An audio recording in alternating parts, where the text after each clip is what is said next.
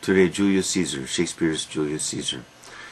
1599 is the date usually assigned. For students of Shakespeare, by the way, and Korean students in general, who I find notoriously ignorant of dates.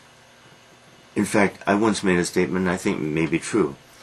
I have never met a Korean student who knows a single date. That's incredible. Not one? Okay, explanations, of course. This is a digression, but this is important. Of course, students memorize probably hundreds of dates for their exams, but this is a perfect example of what happens in Korean education, I think.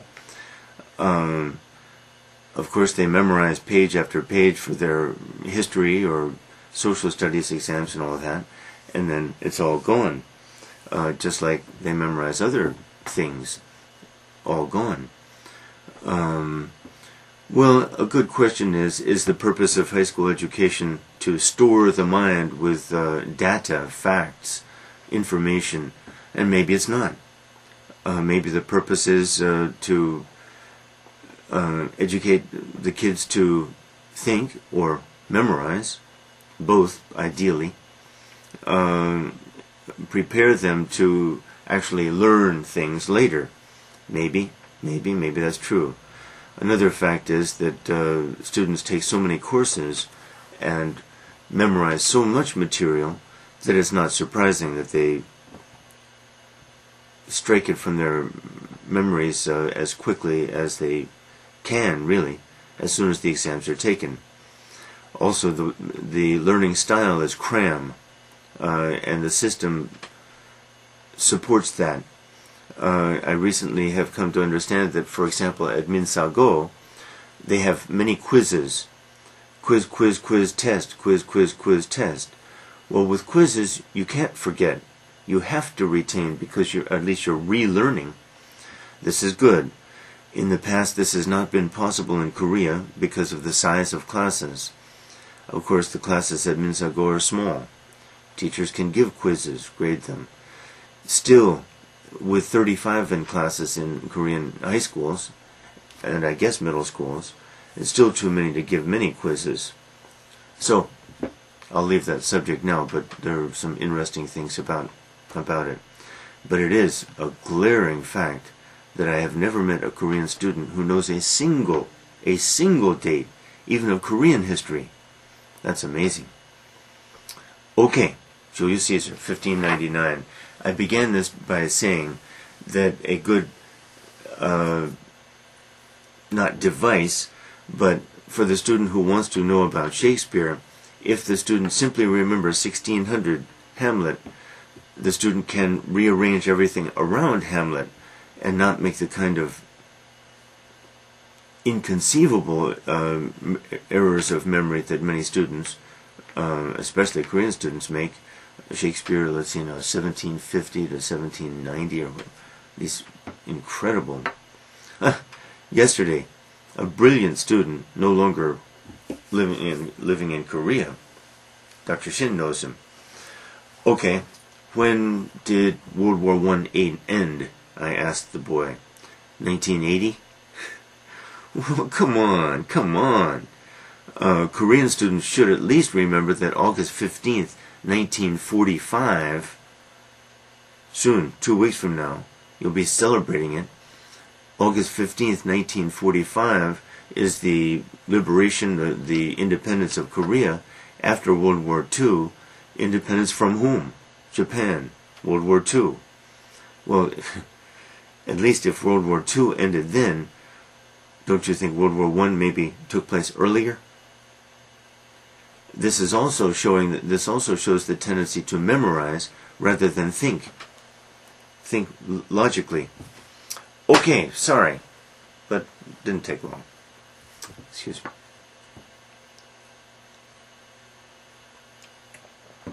I love Julius Caesar, and it is a great tragedy. It is. Sometimes people deny it that status, but no. Anyone who says no, I think, is wrong. It's moving, it's intelligent, it has great poetry, it's wonderful. and it begins the great series of tragedies that Shakespeare wrote. Sometime I'll discuss why he wrote all those tragedies in a row, no comedies among them. It's an interesting question. But first to Julius Caesar. Historically, Caesar was born in 106 BCE, a wealthy patrician family. Patrician means their families, men had been senators for generations. He decided to make his mark by siding with the common people. Of course, he remained a patrician and all that. It's like a Kennedy becoming a Democrat. It's one way to achieve power. He was certainly a very ambitious and very intelligent man, as his writings show, and a great, great general. Okay, so in 66, I think, with Pompey and Crassus, he formed the first triumvirate. That meant that those three men shared immense power. Pompey and Crassus remained consuls, and the consuls had the two most powerful offices in the Roman government. Consuls, though, lasted only 1 year, though they could be reselected. Pompey also held power outside of Italy, in Asia Minor, Syria, where he conquered he conquered Palestine in 63. Crassus was in North Africa. Anyway, these three held a lot of power. Caesar had promised never to bring his army into Italy. The power in Italy remained Pompey and Crassus and the Senate, of course. The year, I forget the date, but Caesar had conquered Europe, pretty much. Spain, France, especially Gaul, England. He had fought many battles there for many years and had been very successful. So he took his army and crossed the Rubicon River. The Rubicon in the northeast on the Venice side. I don't remember where. By doing so, and that's a famous expression, to cross the Rubicon is to make a statement saying, I want to claim power. He was making that statement. It was like a declaration of war. Okay. Well, this is after he had already defeated Pompey. Anyway, I'm getting too much into history. Our play opens in 44 BCE. In that year, he's in Rome with his army, a hero. Everyone adored him, everyone admired him. But the play opens, he is going to arrive in Rome and parade through the streets, a Roman tradition, probably give lots of gifts to the people and to the city. This was a very big occasion. Okay, the two tribunes, yes. The two tribunes who are representatives of the common people and who don't trust Caesar and don't like him, in Act 1, Scene 1, scold the common people for putting on their best clothes and closing their shops and coming out to watch Caesar.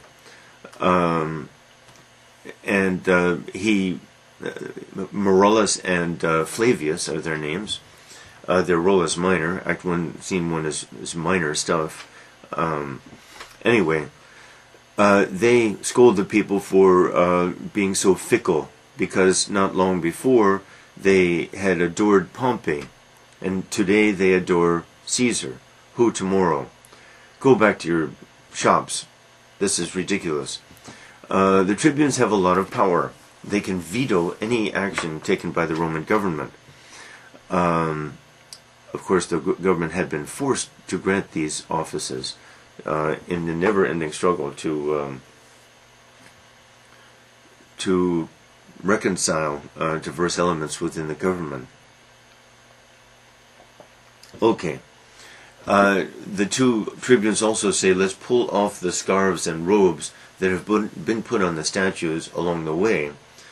That's an important little detail. Okay. Scene 2. Now everything happens. It's a great scene, and we have almost nothing but great scenes from here on to the very end of the play. Brutus and Cassius, who are the two main characters of the play. Let me explain for a second. Julius Caesar is a play that centers on Brutus. It's the tragedy of Brutus. Caesar will be dead in Act 3. Although it's called Julius Caesar, it's not primarily about Caesar, unless one... even admitting that Caesar's ghost is still in Act 5, it's still not about Caesar. It's about Brutus. By the way, a striking parallel in literature is the Antigone of Sophocles. The Antigone of Sophocles is not about Antigone. It's about Creon. And Antigone is gone by 2/3 through the play. It's quite a striking parallel. There may be others, though, that I'm not aware of. Okay, so Cassius and Brutus are brothers-in-law too, but Brutus was the most respected Roman of, except for Caesar at this point. Everyone admired and respected Brutus, and Brutus looked up to Caesar like a father, and Caesar treated Brutus as a son. It's a wonderful relationship, but Brutus is troubled, and Cassius is very troubled, because of Caesar's remarkable rise to power.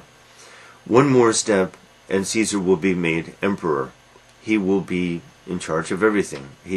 And the Senate will no longer have the power. That will be the end of the Roman Republic. The Republic had been around for 450 years, and one of Brutus's own ancestors had been a hero of the Republic, establishing Junius Brutus, making sure that something like democracy or more representative government or something, not power all in one man's hands, or even 2 or 3 people's hands, was not what controlled Rome. Okay, so Brutus questions... is going to question, Cassius is going to question Brutus. First of all, the scene opens, we are in an open square, a big open Roman square, and Mark Antony, Mark Antony is maybe the 3rd most important character in the play, or 4th after Caesar, maybe. He is huge. And by the way, when you think of Mark Antony in this play, and the similar, recognizable, same Mark Antony in Antony and Cleopatra, we have arguably the greatest character, one of the great characters in literature. Fascinating, profound. What Caesar does with Mark Antony in those 2 plays, no novelist has ever done with any character, I think. That's how great it is. Of course, he receives all this information. Everyone, and historians and other writers, had been fascinated by Mark Antony too. So Shakespeare inherited a lot of data, information about Mark Antony. But what he does is unbelievable. It's so tremendous. Okay, sorry. Antony is stripped down to almost naked. His job is to touch Calpurnia, Caesar's wife, who is barren, did not bear any children, had not borne any children, touch her, run up to the other end of the square, touch a naked god or goddess of fertility, and then come back and touch Calpurnia. This superstition, and superstition is important in the first 3 acts of the play.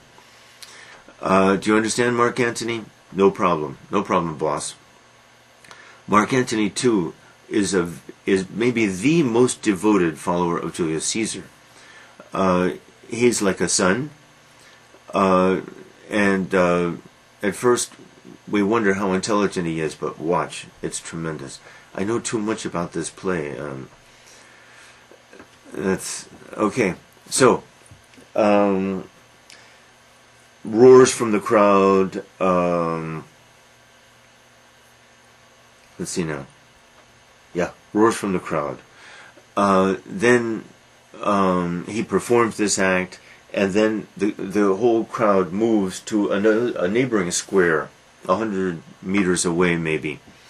It's important because we will still be able to hear the roars of that crowd. But Brutus remains behind, and Cassius remains behind too. And now this great conversation begins. Cassius basically, let's understand, Cassius is already conspiring to murder Caesar. Cassius's grounds for murdering Caesar, though, are mostly personal envy, personal jealousy.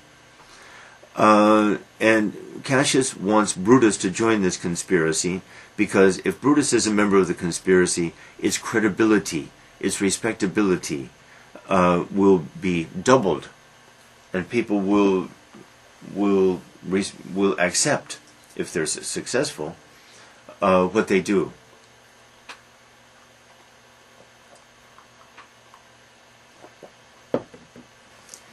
Brutus, you seem moody lately. You don't seem to be so affectionate toward me as you used to be.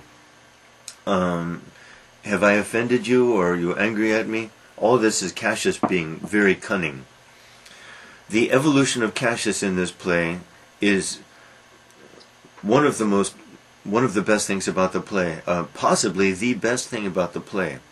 It's wonderful what Shakespeare does with Cassius, because he's going to evolve from a cynical, cunning, manipulative man with his private little vendetta against Caesar to a great, generous, lovable, absolutely lovable character in Act 5. I sometimes wonder, is this believable?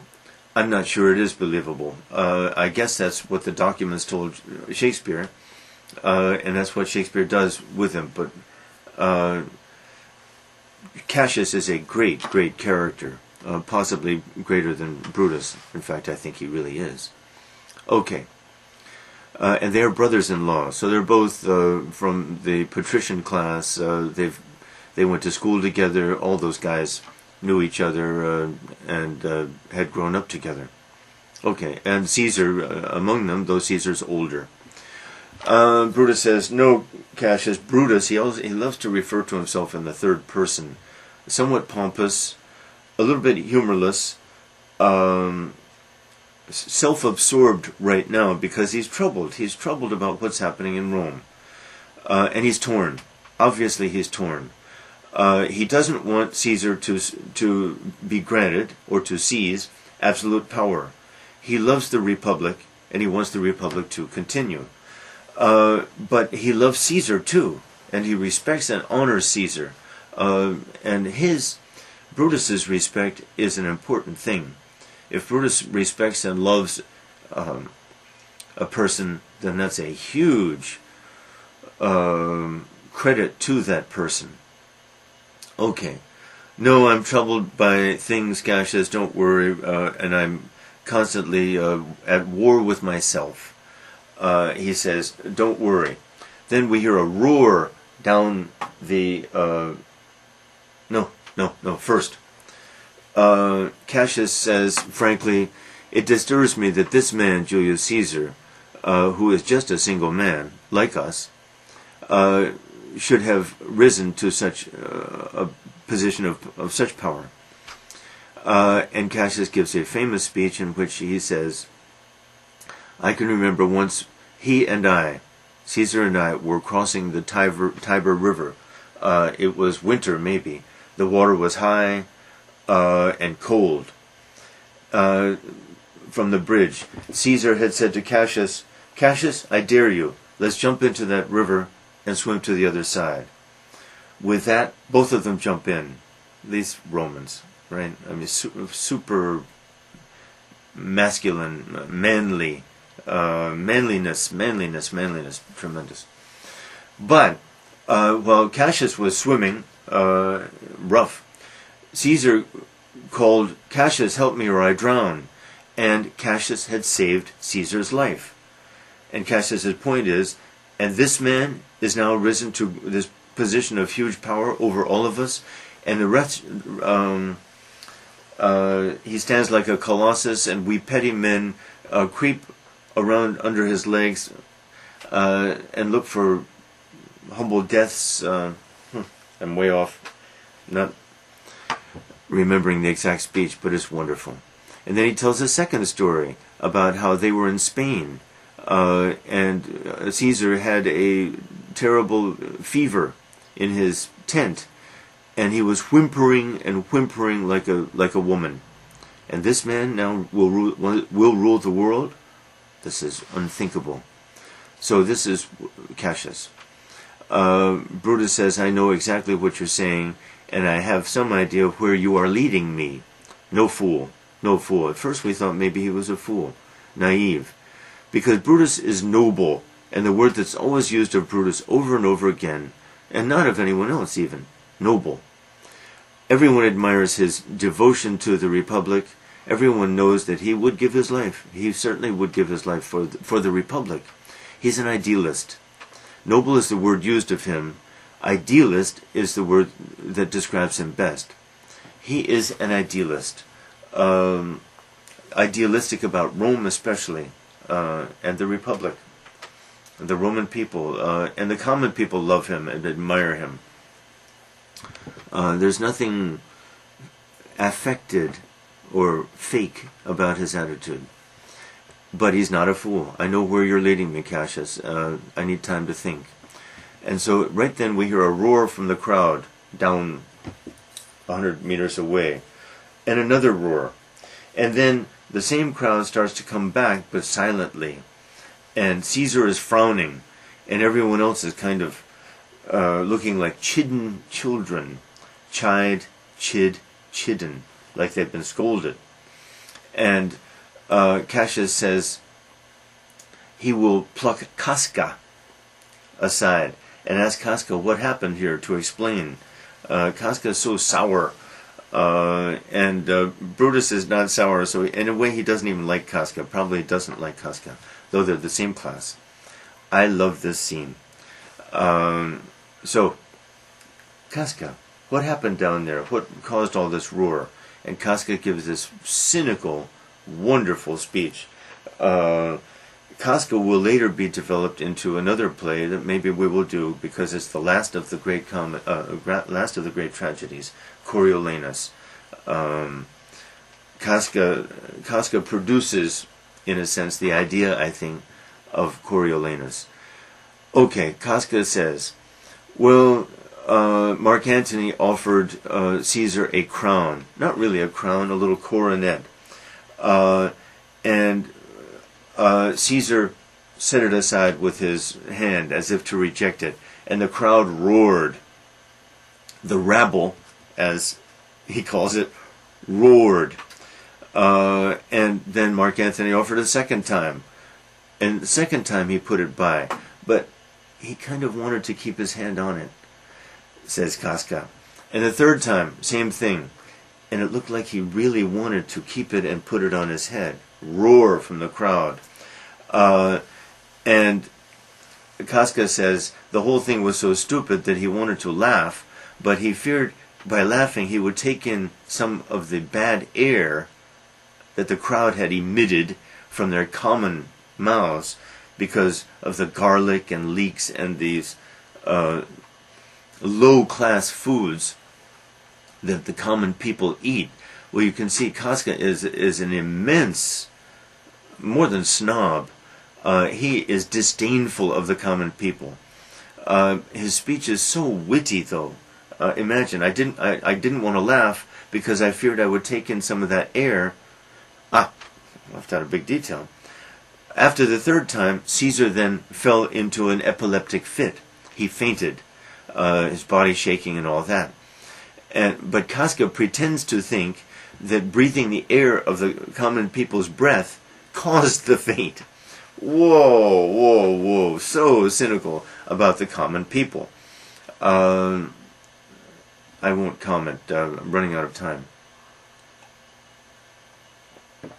I will comment. People, readers of that speech, think, God, this Shakespeare must have hated the common man. He must have been favored the aristocracy and disliked anything like democracy. Not true. And Coriolanus is about that. Not true, because one can find just as many speeches favoring the common people over the higher classes. We have done such things in King Lear, even in Antony and Cleopatra, but all the plays. All the plays contain some high tribute to common people. So it's hopeless to look for Shakespeare's attitude toward almost anything. Shakespeare was a dramatist. He made plays, and he used material as he found it, and as he judged it to be effective. And that, I think, is the bottom line. Okay, about religion or anything else. Okay, here we go. Casca's witty speech. And then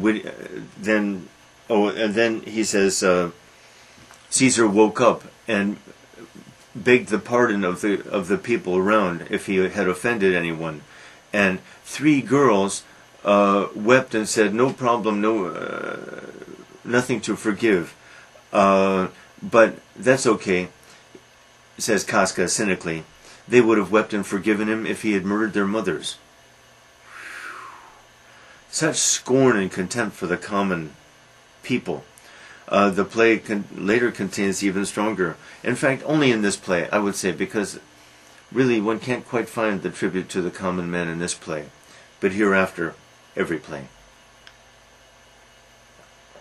And it figures in a play like this, Julius Caesar, after all. Okay, Casca then moves on, and Brutus and Cassius have one more word. The scene ends. The next few scenes, I can summarize. The next few scenes show Casca trying to influence Brutus secretly, trying to manipulate him. He has people writing notes to Brutus and throwing these notes into Brutus's window, written in different hands, of course. Brutus, arise, save the Republic. This man Caesar is going to take all the power, and there will not be a republic anymore. Brutus, help us. All this is going to work on poor Brutus, because the man is torn. We get the one scene with Portia, his wife. Boy, I forgot something important. A lot of details here.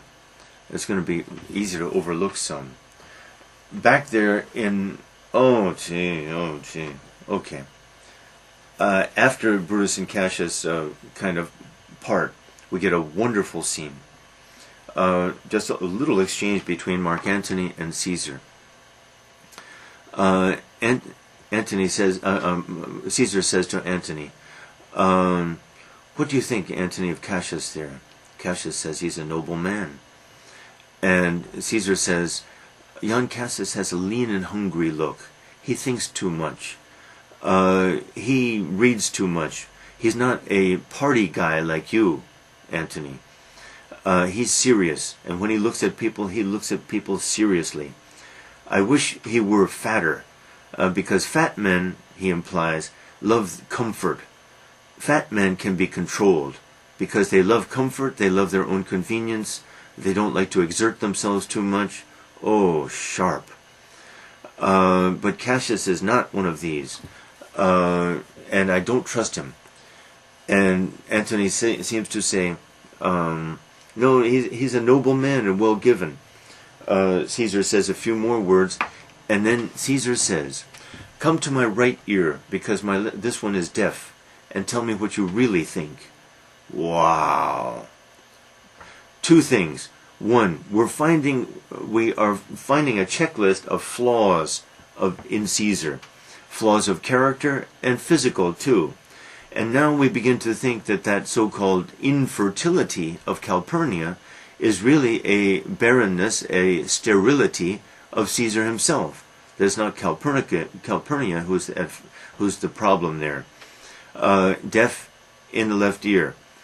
But even more important, I think, is until now we have regarded Antony as a fool.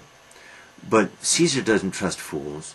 Caesar doesn't. Caesar, one of the sharpest men in history, probably, would not have as his right-hand man his trusted advisor, Antony, if Antony were a fool. And this means that Caesar knows very well that Antony is not telling him what Antony really thinks. Come to my other ear and tell me what you really think. And now we realize not only that, but we realize that Antony is a very, very sharp man.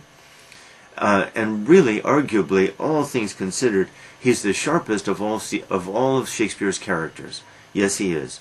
He is the most intelligent, the most remarkable, really, of all Shakespeare's creations. Hamlet, an intellectual, but he's nothing compared with Mark Antony, really. King Lear, just choose any others. None is a match for Mark Antony. Okay. So, and that's important.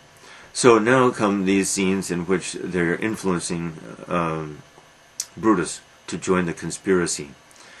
Let me not leave anything else out. Portia even says, Brutus, what's wrong? You don't sleep at night. You walk and pace the floor during dinner. Tell me what's going on. My health isn't good. I know you better than that. Am I supposed to be your concubine or your wife? If I'm your wife, this is high praise for marriage, really, in this play. If I'm your wife, then I'm your partner and you can trust me with anything. Tell me what's really going on. And she is pretty moving. She kneels to him. Now, the mere fact of kneeling is not so moving in itself, but it moves Brutus tremendously. And that's important too, because we see Brutus, what kind of man he really is. And he's a wonderful man. Now, what's the tragedy about? Just to orient ourselves toward what's going on. What the tragedy is about is that Brutus will join the conspiracy for the wrong reasons. He's going to fool himself and be swept along with the consequences, which are vast, because the outcome the result of the murder will be a civil war, a terrible civil war, in which thousands were killed and Italy was ravished really by that civil war. And all because of Brutus's joining the conspiracy for the wrong reasons. Watch what happens. It's pretty subtle, I think. Maybe not everyone knows this, but I assume that it's, I don't know what the scholars say, and I'm not putting myself above them. Shakespeare scholars are brilliant. In the age of information and of scholarship, which I've commented on this before, the 20th century certainly was, the discoveries made about Shakespeare were vast. And what it amounts to is very intelligent scholars of literature, of course, will choose Shakespeare. They will not choose Dickens and other lesser authors. They will choose the best, and Shakespeare was the best. And so the brilliant observations and the brilliant analyses of the plays of Shakespeare are in some ways the best things, the best written works in the 20th century, better than the novels and things like that. I'm prejudiced in these matters, I'm sure, and I haven't read many of the novels, I confess, but I suspect that may be true, not only about Shakespeare, but about the other greats too. In the end, their writings are better than the novels, I suspect, that were written in the 20th century. That's an interesting view. More intelligent, anyway. Okay. So, Brutus, it's implied, does tell Portia what's going to happen. Now, the other major thing I left out, while Antony and Caesar were moving from square one to square two, going back a little bit here, suddenly a soothsayer cries out, "Caesar, beware the Ides of March." Famous line. Ides, 15th. Beware the Ides of March. What? Bring that man over here. What's going on here? Man, everybody says, come over here. Caesar says, it's got to be done. Caesar, beware the Ides of March. Caesar, who is superstitious, nevertheless thinks, oh, come on, nonsense. What do I have to fear? Always, Caesar is Caesar. He's going to say this in a few speeches, so I think I better establish it now. Always Caesar is Caesar. Other men, lesser men of course, are subject to this or this, like changing their minds or being afraid. But Caesar does not know fear. Fear is afraid of Caesar. Okay, we're collecting Caesar's flaws. And this kind of silly arrogance, this kind of silly, I'm immortal, I'm bigger than life, is hubris, of course. Once again, that reckless irreverence, really, that huge arrogance. I'm infallible, I'm immortal. Well, it's a sure sign of disaster. It's a guarantee in life. Anytime we individually or collectively regard ourselves as infallible in anything, well, of course, is a totally silly thing to say. So we're collecting these flaws of Caesar, and they are mounting. The number is mounting. The soothsayer has predicted. Okay, we get the storm scene late at night, the night before the Ides of March. Tremendous storm, and this is referred to in Macbeth. It's referred to in Hamlet. It's like it became almost a myth itself. That tremendous storm in Rome on March 14th, on that night, when prodigies, marvelous wonders occurred.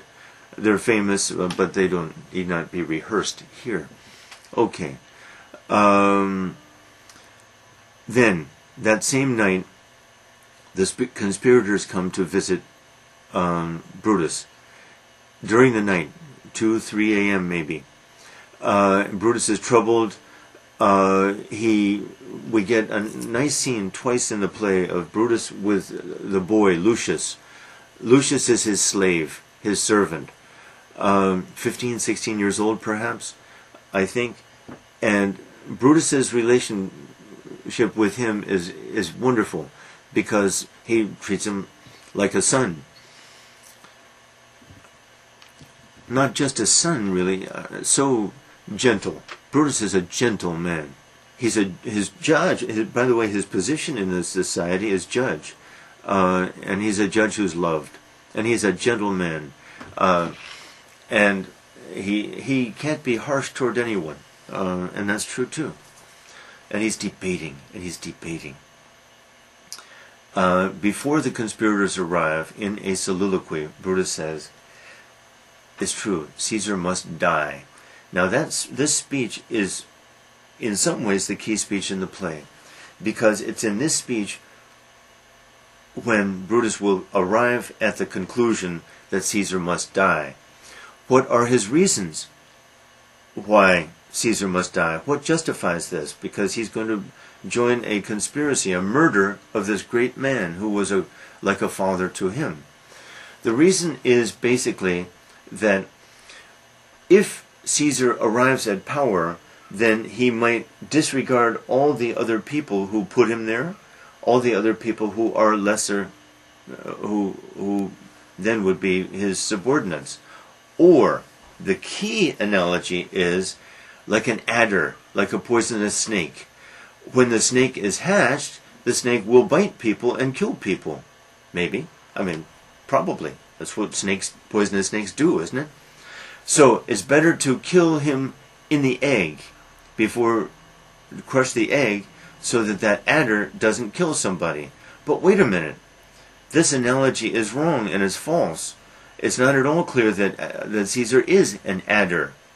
And it's certainly not clear that he will kill people and be harmful to Rome. This is not established at all.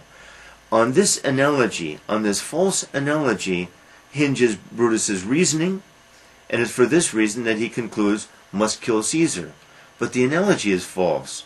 It's not demonstrated at all, nor does Brutus even believe that Caesar is like a poisonous snake. Now, what produces this? Brutus is exhausted. He hasn't slept for a month, at least, more than a month, because a month passes between Act 1, Scene 1, and Act 1, Scene 1 basically takes place on February, the Ides of February. During that month, Brutus sleeps very little, he eats badly, or not at all, and he's constantly worried and agonizing over this decision about what to do about Caesar. The next day, on the Ides of March, Caesar is supposed to appear at the Senate, and the Senate is supposed to, everyone knows it, give him a crown, basically making him emperor, the first emperor, the end of the Republic. So tomorrow is a key day, the Ides of March, and we know it already because the soothsayer already warned Caesar, assuming that the soothsayer is right. So Brutus has decided to join them. My lord, a group of men is at the door. Who are they? I don't know. Their faces are covered. Let them come in. Show them in. In come Cassius and the conspirators for this great scene. Brutus says, Cassius, a word. Come over here. I want to talk with you. And in that conversation, we realize Brutus will tell Cassius that he will join them. Very strangely, but not so strangely, Shakespeare is not going to show us the conversation between them, which after all is historically important, but not dramatically.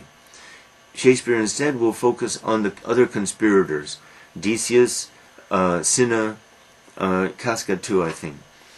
And one will say to the other, where's the east? Where's the sun supposed to come out? Doesn't it come up over there? No, it comes up over there. That's where the east is. No, you're both wrong. It comes up over there. I'm exaggerating. No, you're wrong. Why does Shakespeare show us this scene? Because he's showing us that the conspirators cannot even agree among themselves on something so basic as where the sun comes up. How can they possibly hang together? This conspiracy is not very promising at all. That's what Shakespeare is telling us in that remarkable little scene. And there are remarkable scenes like that throughout Shakespeare, which are the kinds of things that the brilliant critics discover and analyze. And I've learned much of what I've learned from them, and I wish I had taken, or I wish I had more time to read them. But there are many brilliant books and articles about Shakespeare plays. Okay, so then Brutus and Cassius return. He's with us.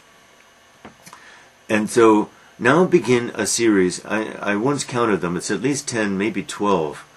I think that, let's say 10. 10 consecutive instances going all the way to the end of the play when Cassius or one of the other conspirators says, let's do this.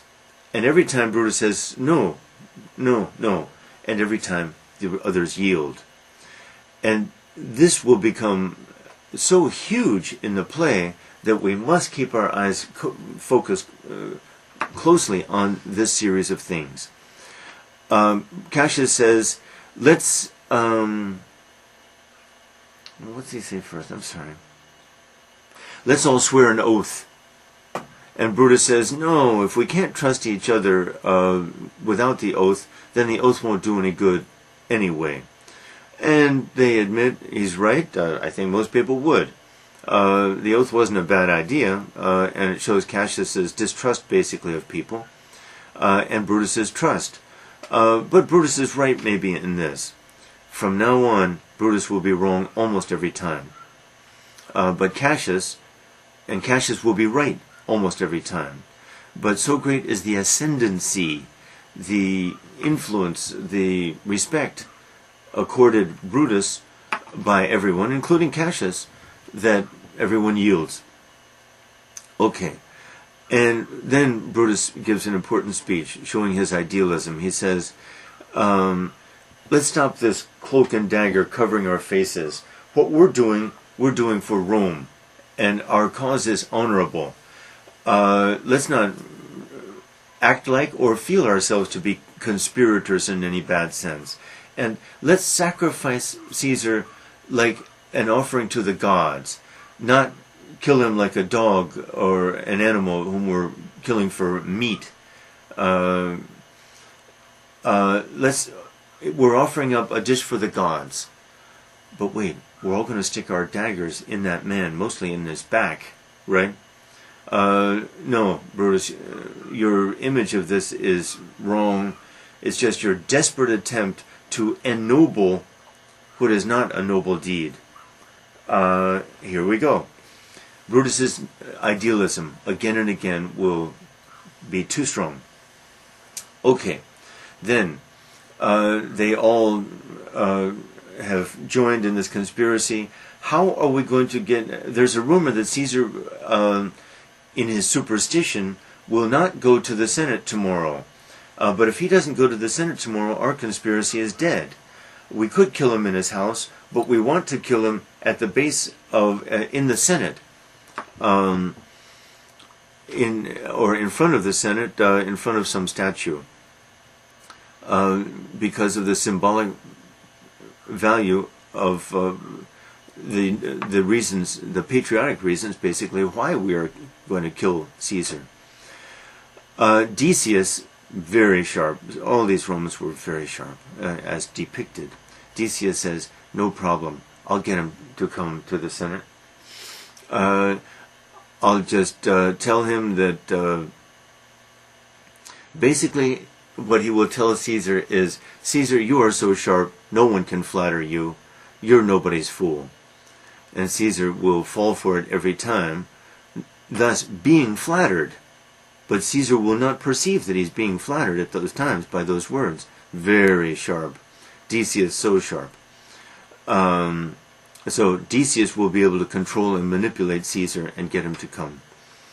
Okay. Then we shift to Caesar's house. Calpurnia begs Caesar not to go to the Senate. She had a dream in which Caesar spouts blood from every place in his body, and the Roman people bathe their hands in his blood.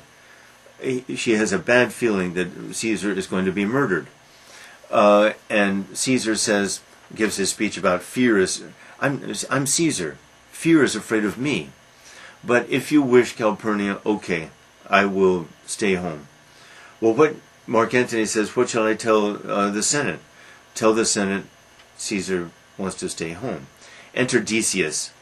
I've decided, Decius, not to go. Why? Calpurnia had this dream.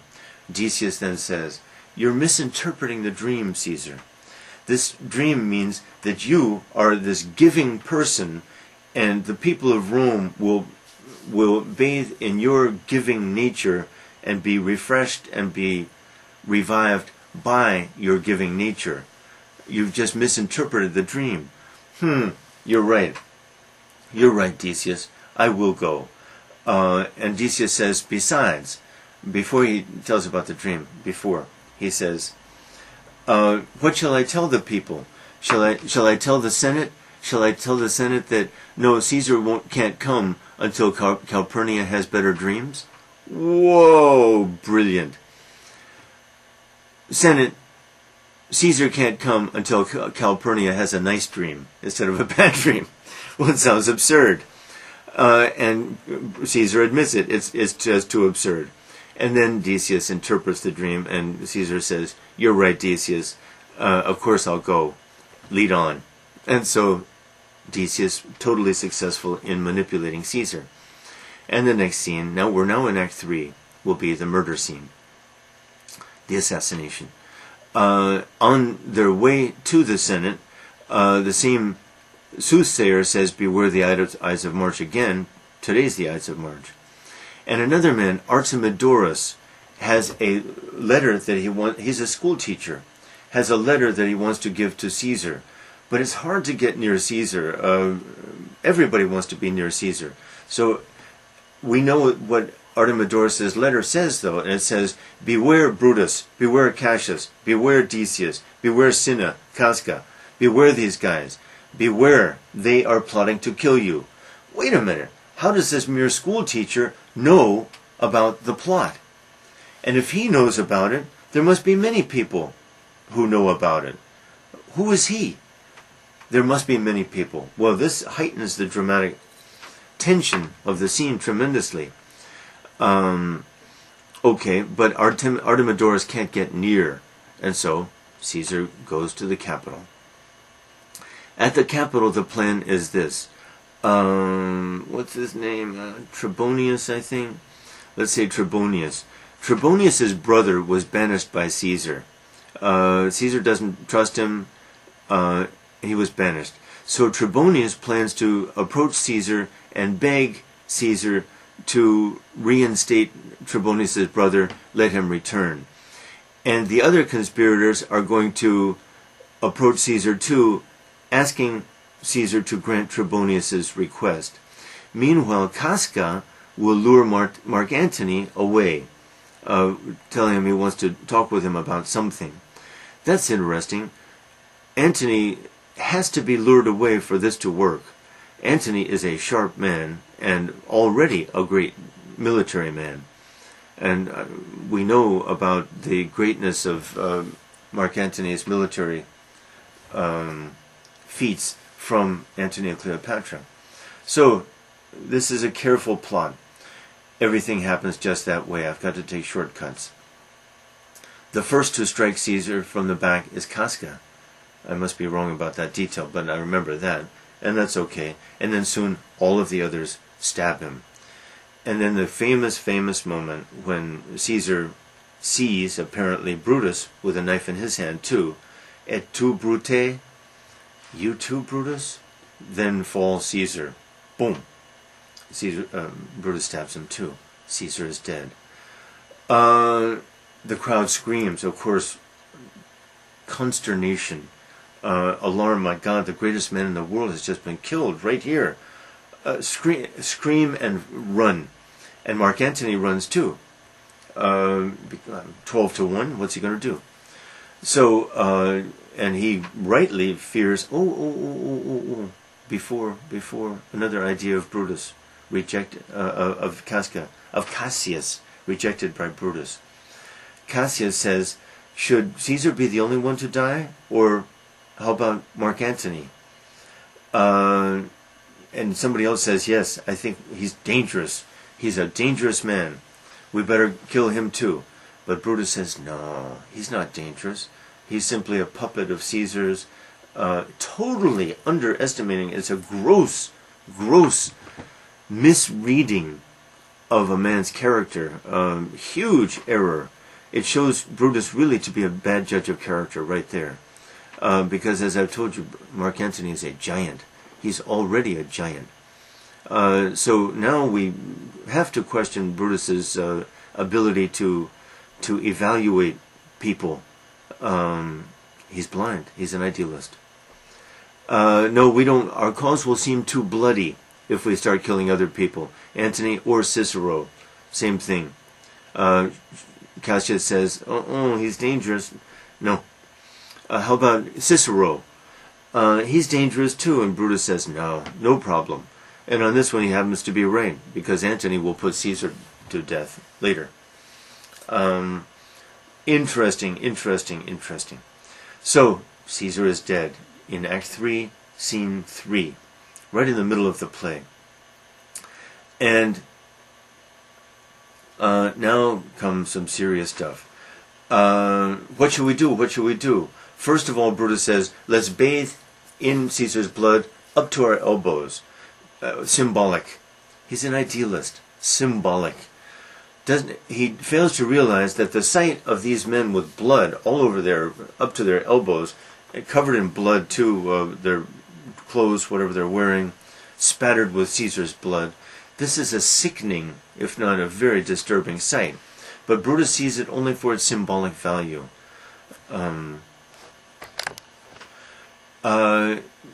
So, another bad decision by Brutus, this bathing thing. And then a servant of Mark Antony's approaches Brutus and says, Antony asks permission to come and talk to you and hear from you why Caesar deserved to die. And Brutus says, sure, let him come. And we get a wonderful scene. The rest of the play is wonderful. Antony approaches. At first he sees the dead. This is not so emotional, but Antony is so great. At first he's moved by the sight of this father figure of his dead, and it must have been a terrible sight. They even covered it up a little bit, but it's a terrible sight. And he weeps. And from here on, we have to wonder, he's so intelligent, you have to wonder what he's doing. One suspects sometimes that he's in absolute control of everything he does. He's already thought it through. He's more intelligent than Odysseus. But I think those cheers are sincere. He certainly was very devoted to Caesar. But then he asks, why? And Brutus says that he, Brutus, will give a speech to the crowd to allay the fears of the crowd, explaining to them why Caesar deserved to die. And Antony then says, gentlemen, I don't know how you regard me. If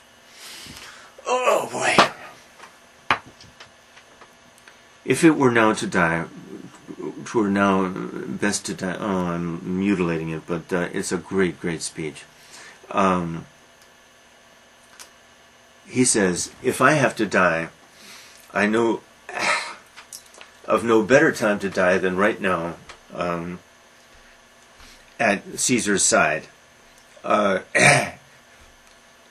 even, come on. And even by the same knives that killed Caesar, the noblest blood in the world, in the history of the world, he thinks. Okay, so they say, no, we don't mean to kill you. Then let me shake hands with you. And a very wonderful, moving, disturbing scene, really, but wonderful. He shakes hands with each of the conspirators. Thus, the bloody hands with Caesar's blood on them. Well, symbolically, he seems to be saying, well, you can trust me. You can trust me. Then they all move away from him. Oh, no.